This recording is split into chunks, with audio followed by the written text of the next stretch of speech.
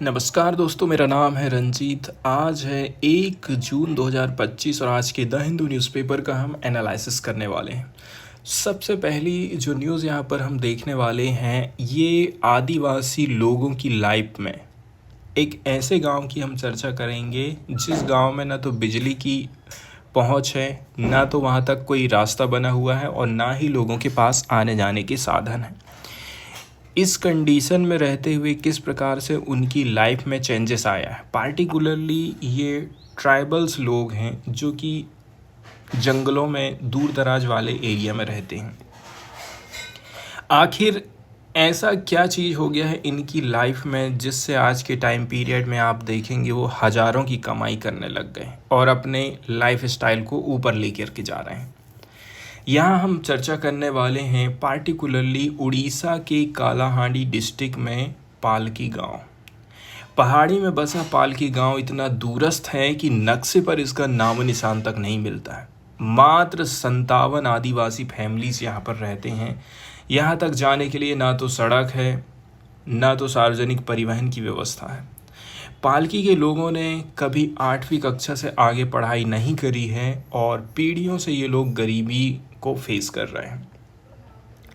इनके लाइफ में बदलाव की शुरुआत कहाँ से होती है?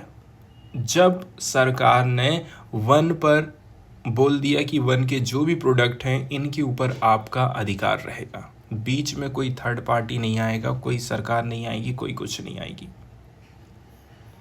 पिछले कुछ सालों में पालकी में एक बहुत बड़ा बदलाव हमको देखने को मिला है। वो ये है कि वन अधिकार अधिनियम 2006 फॉरेस्ट राइट एक्ट FRA के अंतर्गत ग्राम सभा को वन के संसाधन जैसे कि बांस, केंदू का पत्ता, इन पर अधिकार मिलने के बाद गांव ने अपनी पूरी किस्मत ही बदल डाली है। पहले सरकारी दलाल इन संसाधनों की कीमत तय करते थे, लेकिन अब ऐसा हो गया है कि गांव वालों ने सीधे सीधे महाराष्ट्र के एक व्यापारी से करोड़ों रुपए का सौदा किया है। तो आप सोच सकते हैं कितना ज़्यादा इनकी लाइफ में चेंजेस आया है। बांस की बिक्री से लगभग 26 लाख की आय हुई है 2 साल में। अब इतना सारा पैसा आ रहा है तो उसको डिवाइड कैसे करेंगे, ये सारी सिस्टम हम आगे देखेंगे। दूसरी बात ये है, ये लोग बांस काट करके बेच रहे हैं तो इससे तो फॉरेस्ट हमारा पूरा ख़त्म हो जाएगा, लेकिन ऐसा बिल्कुल भी नहीं है। सस्टेनेबल तरीके से बांस की कटाई करी जाती है, उगने का समय दिया जाता है और फिर से उसकी कटाई करी जाती है। गांव के पास आज के टाइम पीरियड में 8 लाख रुपए का एक फंड बन गया है, सामुदायिक फंड।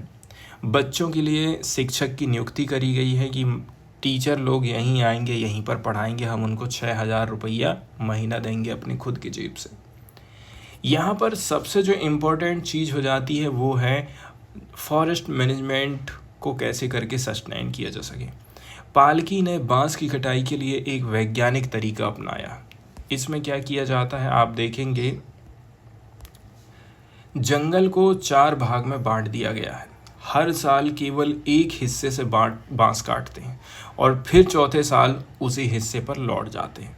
इससे मिट्टी की उर्वरता बनी रहती है और जो अति दोहन है उसको रोक दिया जाता है। इसके बाद बात आ जाती है कि भाई जो इनकम हुई है उसका बंटवारा कैसे करके किया जाएगा। अब जो इनकम हो रही है बांस बेचने से, तेंदूपत्ता बेचने से, तो 3 में से 1 हिस्सा बांस काटने वाले ग्रामीणों को दिया जाता है। फिर 3 में से 2 हिस्सा मतलब 2/3 हिस्सा ग्राम सभा के पास जाता है। इसमें से भी ग्राम सभा में से 50% जंगल के डेवलपमेंट पर खर्चा होगा, 30% गांव के फंड में जाएगा, 10% जो है किसी को सैलरी देना है, कुछ करना, उसमें जाएगा, 5% ब्लॉक और 5% जिला फेडरेशन को जा रहा है। अब दूसरे गांव की यहाँ पर चर्चा करी जाती है जो है पिपाड़ी गांव। पालकी से 40 किलोमीटर दूर है पिपाड़ी गांव। यहाँ पर भी वन अधिकारों का लाभ उठाया जा रहा है। यहाँ की ग्राम सभा सालाना 5 से 7 लाख का बांस बेच रही है, खुद ट्रांजिट पास जारी करती है, जो आमतौर पर वन विभाग का काम है। मतलब वन विभाग की यहाँ पर कोई ज़रूरत नहीं है। ग्राम सभा ने सील साइन कर दिया, मतलब आपके ट्रक को कोई रोक नहीं सकता है। 4,300 एकड़ जंगल का मैनेजमेंट किया जा रहा है पिपाड़ी गांव के द्वारा। अब दिक्कत वाली बात ये हो जाती है, कई सारे गांवों में वन विभाग और आदिवासियों के बीच, ट्राइबल्स पीपल के बीच में संघर्ष होते रहता है, कन्फ्लिक्ट होते रहता है। जैसे मई 2025 में कालाहांडी के अम्पानी में ट्राइबल्स लोगों ने राष्ट्रीय राजमार्ग नेशनल हाईवे को ब्लॉक कर दिया था। ऐसा इसलिए है क्योंकि तेंदू का पत्ता लेकर के 2 ट्रक जा रहा था आदिवासी लोगों का, तो ज़बरदस्ती वन विभाग के अधिकारियों ने रोकने का काम वही है कि 2-4 रुपए ऐंठ लेते हैं बस। ग्राम सभा ने ट्रांजिट जारी किया था, पास जारी किया, कागज है, इसके बावजूद भी रोका जा रहा है, इसलिए ये चक्का जाम किया गया था। अब बात करते हैं हिस्टोरिकल रूप से, यदि देखा जाए आदिवासियों को कब कब कितना अधिकार दिया गया है फॉरेस्ट कंजर्वेशन के मामले में। अंग्रेज जब नहीं आए थे तो उस समय आदिवासियों के पास वन संसाधनों पर अपने पारंपरिक अधिकार हुआ करते थे।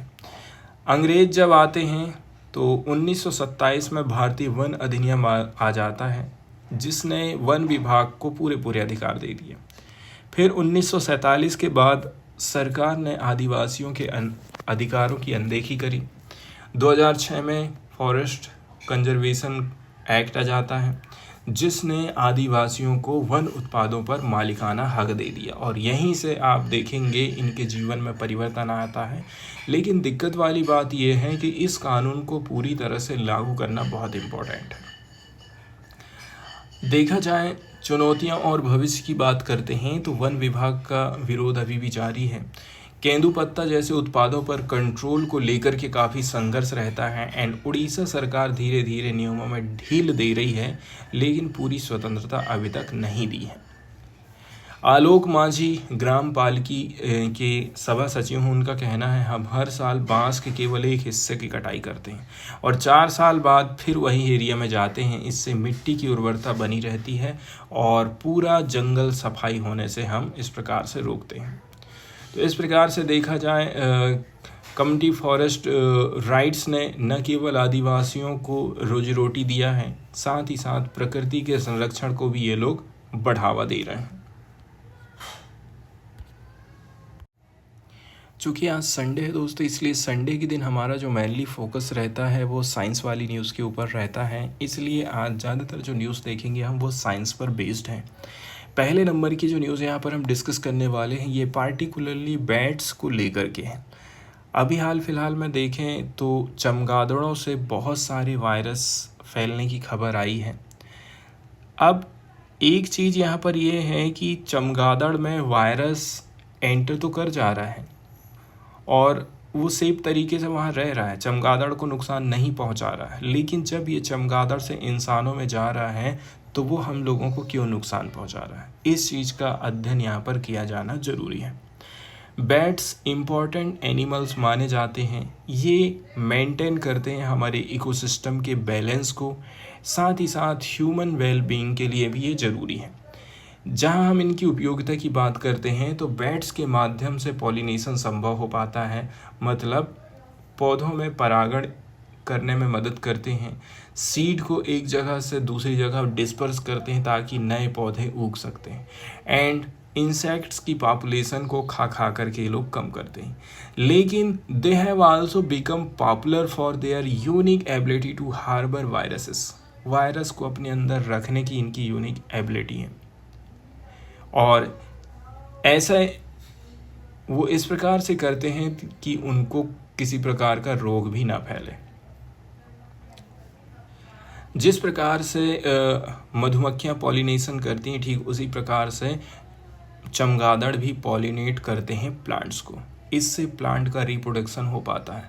ये सीड्स को स्प्रेड भी करते हैं, इससे फॉरेस्ट की ग्रोथ होती है एंड बायोडाइवर्सिटी मेंटेन होते रहती है। ये इंसेक्ट्स को खाते हैं एंड रिड्यूस कर देते हैं पेस्ट्स नेचुरली। वहीं यदि देखें जैसे कि कुछ वायरस की हम बात करते हैं, इबोला, निपाह एंड सार्स कोविड-19, ऐसा बिलीव किया जाता है कि ये ओरिजिनेट हुए हैं कहाँ से, बैट्स से। मतलब वायरस पहले चमगादड़ में पहुँचा, चमगादड़ के माध्यम से ये इंसानों तक पहुँचा है। Even though bats are non carrier, scientist still do not fully understand carry कर रहे हैं चमगादड़ इन चीज़ को, इसके बावजूद भी हम इस चीज़ को पूरी तरह से, इनके द्वारा फैलाई जाने वाली बीमारी को हम अच्छी तरह से अभी तक नहीं समझ पाए हैं। पार्टिकुलरली यहाँ पर हम वैज्ञानिक लोगों की बात कर रहे हैं कि कैसे करके वायरस यदि चमगादड़ के शरीर में चला गया है तो वो क्या बिहेव करता है, and why these viruses do not harms bat but become dangerous to humans once they jump species।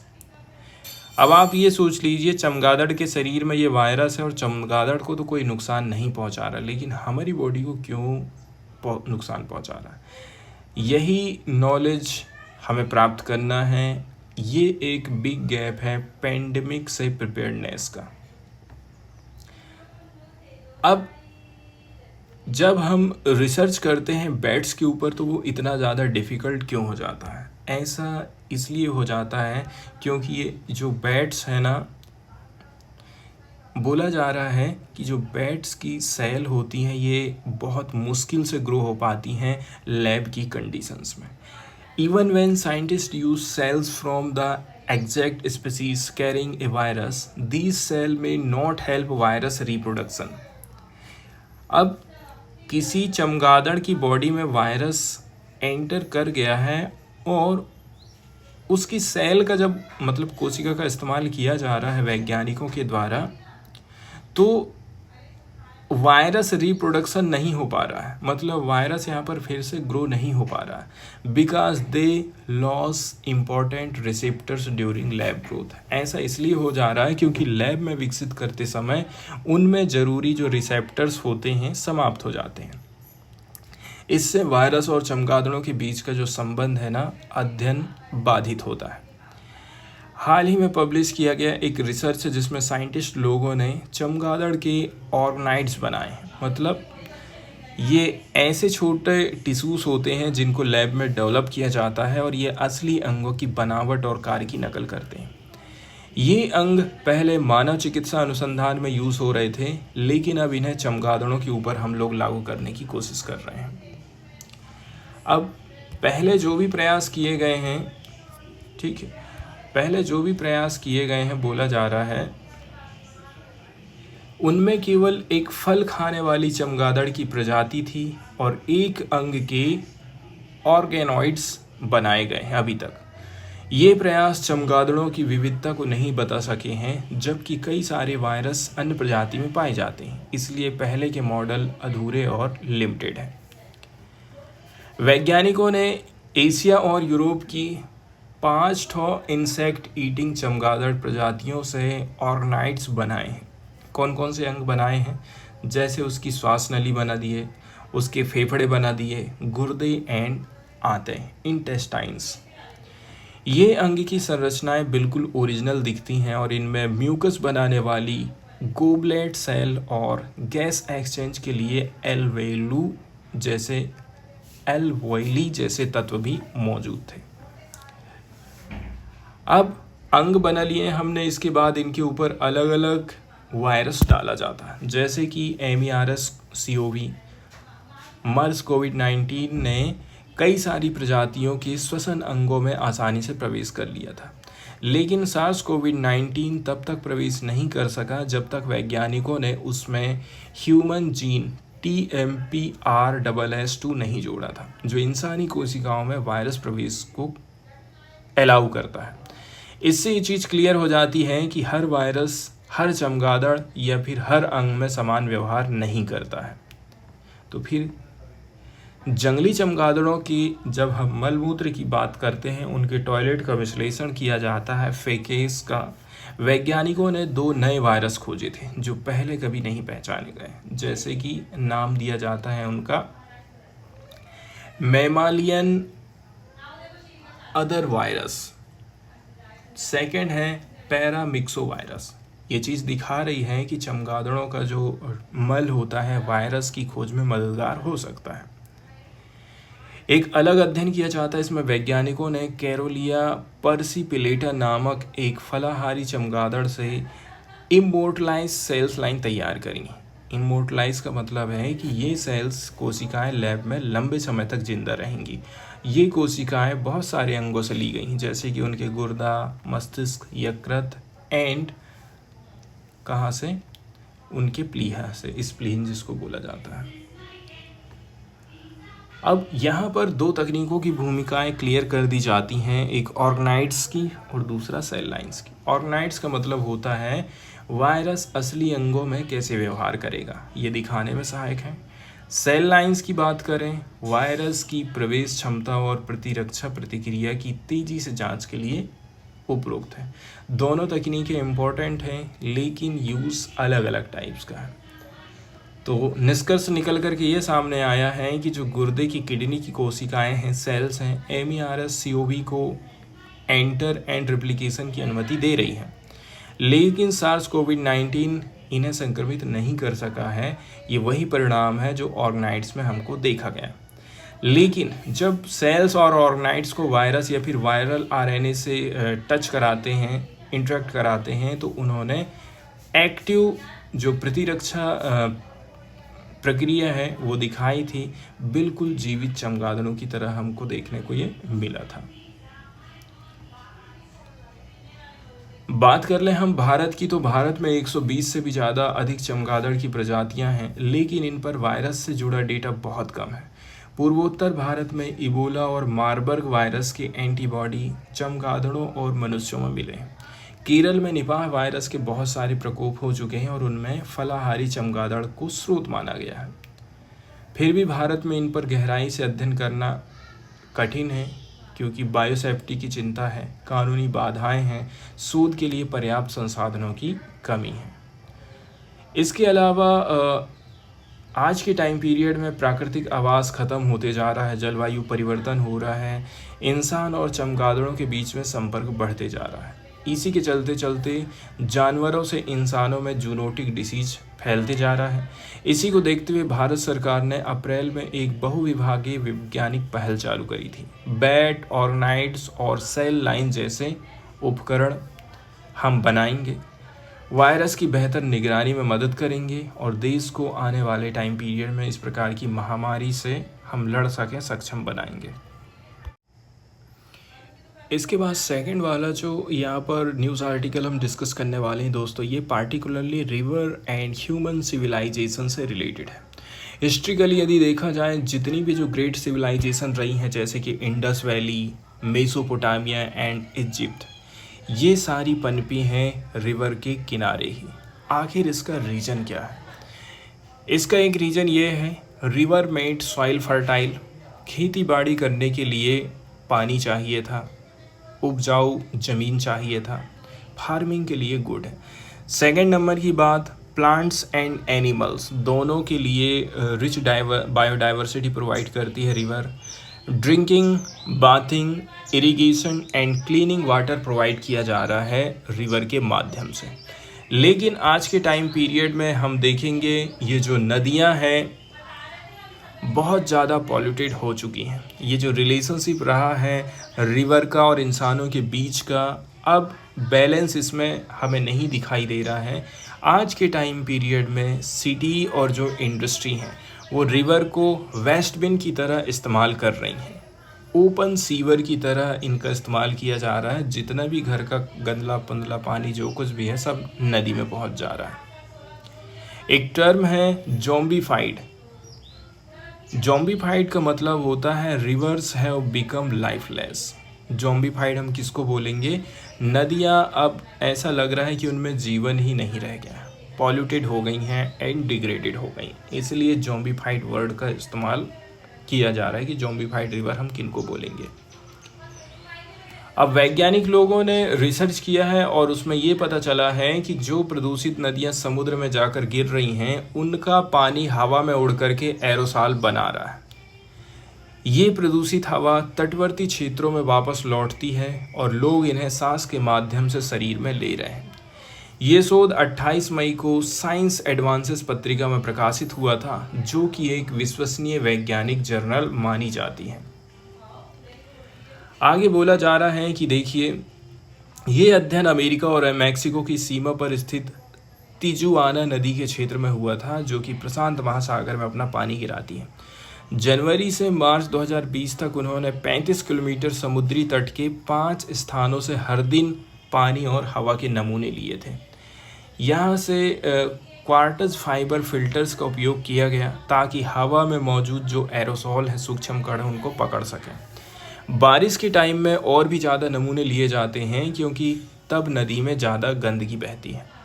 यहाँ पर आप देखेंगे फिर वैज्ञानिकों ने एक special technique liquid chromatography mass spectrometry से 12 आर्टिफिशियल रसायनों की पहचान करी थी, जिसमें जैसे कि सनस्क्रीन में पाया जाने वाला ऑक्टीनोक्सेट, टायर रबर का घटक है डाइबेंजाइलमिन, कुछ दवाएं हैं, कीटनाशक हैं, नशीले पदार्थ जैसे कि मेथाम्फेटामाइन। इतनी सारी चीज़ें हवा में घुल गई हैं और ये हमारी सांस के माध्यम से हमारे बॉडी में एंटर कर रहे हैं। उन्होंने जो बेंजोलैक्टोनाइन नामक एक रसायन को कच्चे सीवेज के संकेतक के रूप में यूज़ किया था। ये कोकीन उपयोग के बाद पेशाब में पाया जाता है। मतलब जब कोकीन कोई व्यक्ति यूज़ करता है तो उसकी पेशाब में ये रसायन निकलता है। मुख्य निष्कर्ष ये निकला है कि 12 में से 10 रसायन नदी के पानी में ज़्यादा मात्रा में पाए गए हैं। नदी के पास की हवा सबसे ज़्यादा प्रदूषित है। इसके अलावा सनस्क्रीन, मेथाम्फेटामाइन और टायर रसायन के लेवल बेंजोइलेक्टोनाइन से मेल खाते हैं और ये चीज़ दिखाता है कि ये सभी प्रदूषण एक ही सीवेज से आए हैं। उन्होंने आंकड़ों और मॉडल का यूज़ किया और ये अनुमान लगाया कि हर 1 किलोमीटर समुद्र की तट रेखा से 1 किलो सनस्क्रीन रसायन जिसका नाम है ऑक्टीनोक्सेट, 100 ग्राम मेथाम्फेटामाइन और टायर रसायन हवा में उड़ते हैं। हर साल लगभग 40,000 टन ऑक्टीनोक्सेट और 50 टन डाइबेंजाइलमिन समुद्र के किनारे से हवा में मिल सकते हैं। हालांकि कोई व्यक्ति 1 घंटे में बहुत कम मात्रा में इन रसायनों को सांस के जरिए ले रहा है, लेकिन जब ये चीज़ कंटिन्यू होने लग जाती है ना, और जब कोई व्यक्ति जैसे कि मछुआरे मछली पकड़ने गए हैं या फिर तट में रहने वाले गरीब समुदाय जो कि वहाँ डेली रह रहे हैं, तो ये मिश्रण सनस्क्रीन, नशीले पदार्थ, कीटनाशक, लंबे समय का प्रभाव अभी अज्ञात है क्योंकि रिसर्च नहीं हो पाया, लेकिन चिंताजनक ज़रूरी है। इसके बाद वाली जो न्यूज़ यहाँ पर हम डिस्कस करने वाले हैं, ये पार्टिकुलरली पूरे दुनिया में देखा जाए तो ओल्डर पॉपुलेशन बढ़ते जा रही है। मतलब कुछ टाइम पहले हम ये बात करते थे कि भारत में युवाओं की संख्या ज़्यादा है, लेकिन धीरे धीरे करके देखा जाए हम ये बोलेंगे कि भारत में वृद्ध लोगों की संख्या बढ़ते जा रही है। जब वृद्धावस्था बढ़ते जाएंगी तो ये हम लोगों की खुद की चिंता है, दूसरा सरकार की भी चिंता है, क्योंकि हेल्थ के ऊपर, पेंशन के ऊपर, बहुत सारी चीज़ों के ऊपर सरकार को ज़्यादा पैसे खर्च करने पड़ेंगे। दूसरी बात यह है कामकाजी युवाओं की ज़रूरत हमको पड़ेगी, क्योंकि इस एज में वर्क नहीं हो पाएगा, इकोनॉमी हमारे देश की नहीं चल पाएगी। यहाँ पर बात करते हैं कि कैसे करके हम अपनी डाइट के माध्यम से हम अपनी एज को मेंटेन करके चल सकते हैं। दुनिया भर में बुजुर्गों की संख्या बढ़ते जा रही है। 80% से अधिक बुजुर्ग कम से कम एक पुरानी बीमारी से ग्रसित हैं, जैसे कि डायबिटीज़ है, हार्ट से रिलेटेड रोग है। CDC और WHO जैसे संगठन कहते हैं कि पूरी दुनिया भर में जागरूकता ज़रूरी है। इसके लिए सबसे ज़्यादा महत्वपूर्ण है कि हम खान पान को मेंटेन करके चलें, संतुलित और पौष्टिक आहार लेकर के चलना है। इससे दिल के दौरे, शुगर, असमय मृत्यु को हम रोक सकते हैं अपने खान पान के माध्यम से। मतलब हम यहाँ पर मेडिटेरेनियन डाइट्स की बात कर रहे हैं, ठीक है। मेडिटेरेनियन डाइट को दुनिया में सबसे ज़्यादा स्वास्थ्यवर्धक माना जाता है। इसमें हम लोग खाते हैं क्या क्या चीज़, प्लांट बेस्ड फूड मतलब वेजिटेबल, फ्रूट्स, लेग्यूम्स मतलब दालें एंड नेचुरल ऑयल्स। मॉडरेट पॉल्यूटरी या फिर एग्स का इस्तेमाल किया जा सकता है। मांस बहुत कम खाना है, लो और नो रेड मीट की यहाँ पर बात कही जाती है। बोला जा रहा है कि ऐसी डाइट जो लोग लेते हैं ना, वे लंबे समय तक और काफ़ी स्वस्थ जीवन जीते हैं। भारत की जो पारंपरिक थाली है, जैसे दाल, चावल, रोटी, हरी सब्जी, दही या फिर मठा, वो इसके एकदम सेम टू सेम ही है। अब जो लोग मांस खाते हैं उनके लिए अंडा और मछली शामिल है, लेकिन मांस का उपयोग बहुत कम ही होना चाहिए। इस प्रकार से भारतीय भोजन भी एक प्रकार से मेडिटेरेनियन डाइट ही है।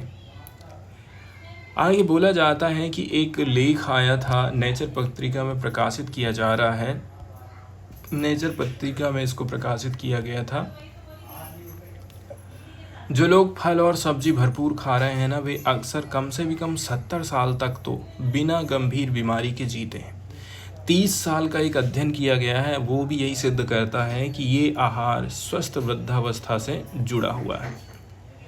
एक और बड़ा रिसर्च आया है, नेचर मेडिसिन में पब्लिश हुआ है, जिसका नाम है, ये नाम रखा गया, इसको देख लेते हैं। अनदर डिटेल्ड स्टडी को पब्लिश किया गया था नेचर मेडिसिन में, जिसका नाम रखा गया था optimal dietary pattern for healthy ageing. इसमें ये निकला है कि यदि आप ज़्यादा से ज़्यादा फाइबर खाते हैं, वेजिटेबल खाते हैं, बीन्स या फिर लेंटिल्स, आपको फैट का बहुत कम से कम इस्तेमाल करना है, रेड मीट का इस्तेमाल कम करना है। यहाँ पर जो डेटा है ये आया था 2 बड़ी बड़ी स्टडीज़ से, nurses health study and health professional follow up study से आया है। ये मैन के ऊपर किया गया था। शोधकर्ताओं ने 70,000 महिला और 30,000 पुरुषों के आंकड़े देखे थे, जिसमें ये पता चला है कि जो वनस्पति प्रधान आहार है, जिसमें थोड़ी बहुत जो है स्वस्थ पशु उत्पाद आप ले सकते हैं, जिसमें मछली और अंडा है, चिकन का तो नाम बिल्कुल नहीं है। इससे वृद्धावस्था में बेहतर स्वास्थ्य सुनिश्चित होता है। इसके अलावा वैज्ञानिक लोगों ने 8 प्रमुख आहार मॉडलों की तुलना भी करी थी। इनको हम देख लेते हैं।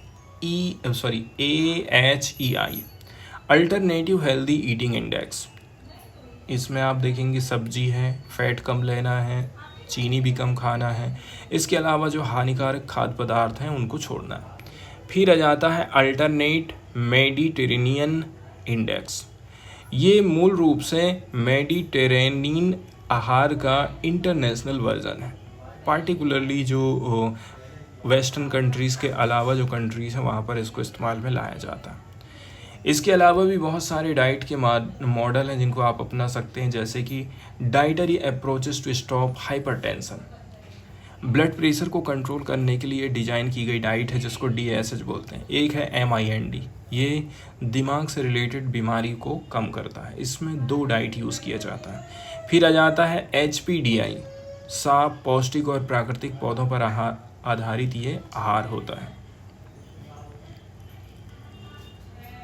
तो कुल मिलाकर के यदि हम बात करें ऐसे आहार की जिसमें ज़्यादातर पौधों से प्राप्त उत्पाद हों, ऐसे उत्पाद हमारी बॉडी के लिए बहुत ज़्यादा मदद करते हैं। अंडा और मछली लिया जा सकता है। इससे आप वृद्ध होते हैं तो वृद्ध होते तक आपको कोई बीमारी आसानी से घेरेगी नहीं।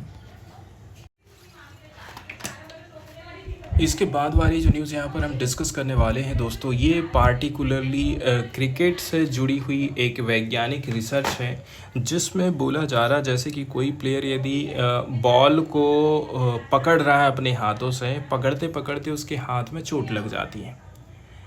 जब क्रिकेट खिलाड़ी के हाथ पर गेंद लगती है तो उसकी पहली प्रतिक्रिया होती तुरंत हाथ झटकता है। लेकिन क्वेश्चन ये निकलता है कि ये हाथ झटकना क्या वाकई में मदद कर रहा है या नहीं कर रहा है। हाथ को झटकने से शायद थोड़ी देर के लिए राहत महसूस हो सकती है, लेकिन यदि चोट गहरी लग जाए या फिर गेंद बहुत तेज लगे तो ये झटका आप देंगे भी ना तो इससे कोई ख़ास मदद नहीं मिलने वाली और नुकसान भी बहुत ज़्यादा होता है। 1956 में वैज्ञानिकों ने एक सिद्धांत दिया था जिसका नाम था गेट कंट्रोल थ्योरी। इसका कहना है कि जब आप हाथ झटकते हैं तो दबाव या फिर गति के सिग्नल रीढ़ तक दर्द के संकेतों से पहले पहुंच जाते हैं। इससे गेट बंद हो जाता है और दर्द का अनुभव कुछ समय के लिए कम होता है। लेकिन अब ये थ्योरी थोड़ी विवादास्पद हो गई है और वैज्ञानिक इसको पूर्ण रूप से स्वीकार नहीं करते हैं। देखिए, भले ही गेट थ्योरी पूरी तरह से सही नहीं है, लेकिन हाथ झटकने से व्यक्ति का ध्यान बढ़ जाता है, डिस्ट्रैक्शन हो जाता है पेन से, और ऐसा लगता है कि वो कुछ कर रहा है दर्द को कम करने के लिए। इसीलिए ये क्रिया मनोवैज्ञानिक रूप से राहत दे सकती है, भले ही शारीरिक रूप से उतना हेल्प ना करे। असल में हाथ झटकने की बजाय फर्स्ट एड आप करिए। अगर हाथ पर चोट लगी है, कंटूजन चोट बोलते हैं ना, यानी अंदरूनी सूजन आ जाए या फिर खून जमा हो जाए, तो अमेरिकन एकेडमी ऑफ आर्थोपीडियाटिक सर्जन का निर्देश है चोट पर मालिश नहीं करना है, इससे चोट और बढ़ सकती है। इसके लिए RIC मेथड अपनाइए। R मतलब rest, protect the area from more injury. I मतलब आइस, अप्लाई करिए cold pack of ice 20 minute.